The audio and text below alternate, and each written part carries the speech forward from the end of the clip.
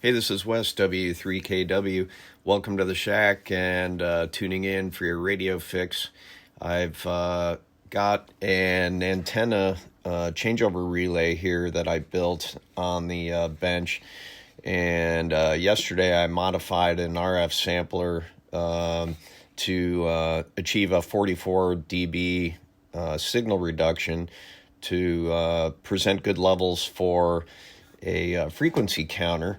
And it uses an RF tap much like this in the same setup. So I modified this RF tap to match the RF tap that I just did for my Collins rig. And I'm going to put this one on an analyzer here in just a minute and show you how to set that up. But what I wanted to do was to get a sample at 100 watts or even as high as 1,000 watts that I could use without making any changes, like adding an external pad or anything to the output of the RF tap, so that I could use it with either the spectrum analyzer or a frequency counter, which I often use with vintage rigs. And so if we look at this chart here that shows dB, if we put 100 watts into this thing, that's 50 dB is 100 watts. And I'm expecting to see a 44 dB reduction using the current setup I have, which would put us at 6 dB way down here, which is 4 milliwatts or 0.445 volts. And I measured 0.46 volts using, or actually, sorry, 0.446 volts using my HP 3400B RMS voltmeter. 0.46 volts. Yeah, just a little bit above, but I was also transmitting at about 102 or 103 watts. So and it's very, very close to the number I was trying to achieve. So let's find out if the RF sampler in this one that I rewired with a 40 ohm resistor in series from the tap and a 10 ohm resistor to ground, it presents a 50 ohm load. I already put it on my antenna analyzer, and now let's go to the spectrum analyzer and see what kind of results we get. So let me explain how I have this set up.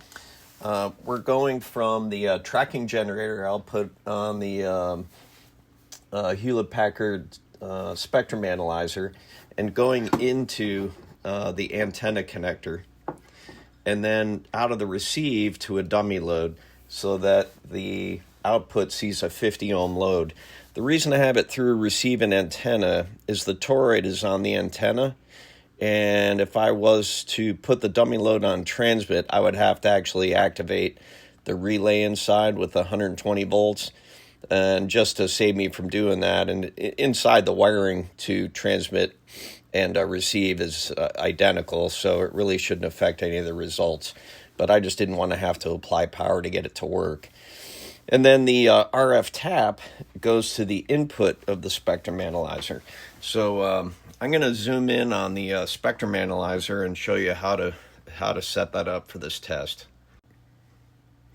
Okay, hopefully that presents a good view for you. So we'll power it on, and it'll run through its setup routine. Okay, and then we want to test this from 1.8 megahertz to 50 megahertz, basically the entire hand band of interest. I don't think I would use this on VHF or UHF anyway. So we hit frequency, you hit start frequency, 1.8 megahertz, and then you hit the stop frequency, would set the other end of the range that we're going to look at 50 megahertz, 50 megahertz. Okay, now we're looking at the entire hand band of interest.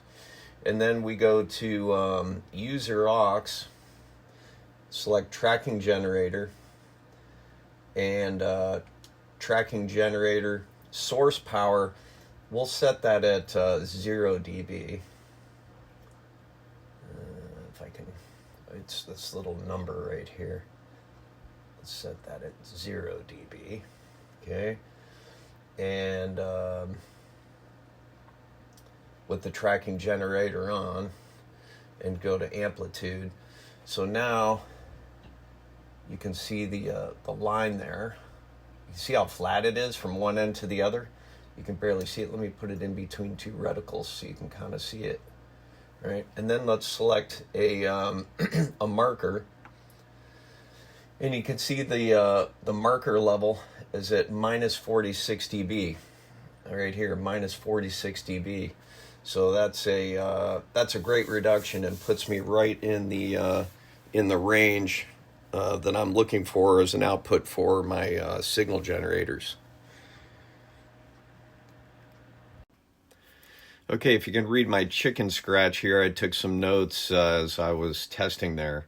Here's the altered or modified RF sampler that we measured. Measured minus 46 dBm, and if you just use the chart here, 50 dBm is 100 watts, minus 46 dBm, you get 4 dBm, which is 0.355 volts RMS, or 1 volt peak to peak. And the Oak Hills Research digital dial that I use has an input sensitivity of 2 volts peak to peak maximum. So that's absolutely perfect at 100 watts. And let's see, as we go higher, if we go to 300 watts, you get 0.16 volts. And at 1 kilowatt, you get 1.123 volts, which at 1,000 watts, it's 3.17 volts peak to peak. But if I use a 6 dB pad, which is just a simple BNC attenuator, I can get it down to 1.58 volts peak to peak, which is well within the 2 volt maximum input for the DD1. And I think the other popular digital dial is by the Universal Digital Dial by Electronic Specialty Products. I think they're still making those. Let me show you what that one is. There's the digital dial by Electronic Specialty Products. They're pretty popular with the boat anchor crowd. I keep it attached to the calibrator output of my KWS-1 so that I can more easily log contacts at a frequency that I'm actually operating on. But you really don't need it. It's just a gee whiz thing. Okay, well, there we have it. A good prototype here, and I'm going to be building another one. I got all the parts built up, and now after what I've learned with this one, I think we'll be good to go to replicate it and have another nice, well-designed, functional, and known quantity antenna relay with an RF sampler on there. That could also be used for either a spectrum analyzer or an oscilloscope, but really I only need it for the frequency display. But anyway, thanks for watching. Thanks for joining me in the shack. Smash the like button. Thanks for stopping by for your radio fix. This is W3KW.